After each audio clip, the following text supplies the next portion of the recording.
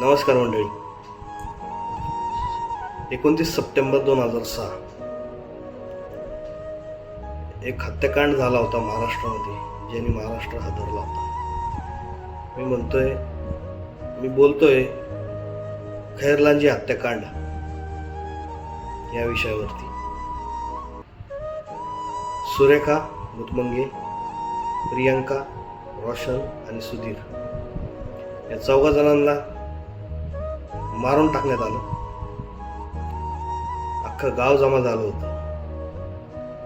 लोकांनी त्यांच्या घरात घुसून त्यांना बाहेर काढलं, त्यांना नग्न केलं, त्यांच्यावर अत्याचार केला, त्यांना गावभर फिरवलं आणि शेवटी मारून टाकलं. आणि हे स्वतः बघत होते.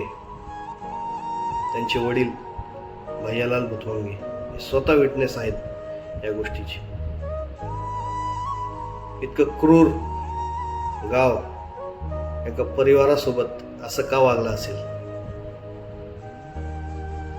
सुरेखा भुतमंगे, काही लोक गावातली त्यांना त्रास देत होती. त्यांच्या विरुद्ध सुरेखा भुतमंगेंनी पोलीस स्टेशनमध्ये तक्रार केली. शैक्षणिक आणि आर्थिक भुतमंगे परिवार हे प्रगती करत होते. काही जातीवादी लोकांच्या डोळ्यात ते खुपत होतं. जातीय अहंकार आणि जातीय द्वेष मुळेच हे हत्याकांड झालं. आज ते खैरलांजी गाव, त्या खैरलांजी गावाचा वारसा हा दलित समाजाच्या संघर्षाचा प्रतीक झाला आहे. समाजासाठी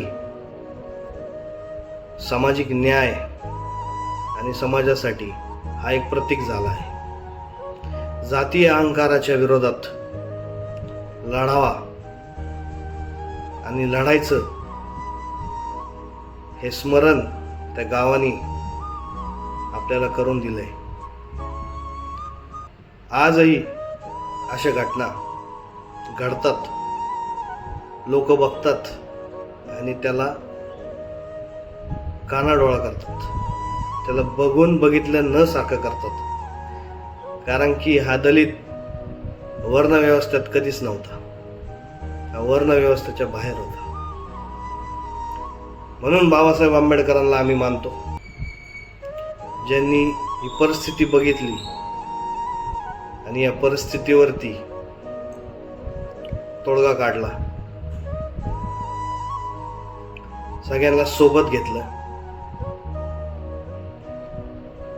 संघटना तयार केली आणि शिक्षण घ्यायला सांगितलं. जय भीम, जय शिवराय.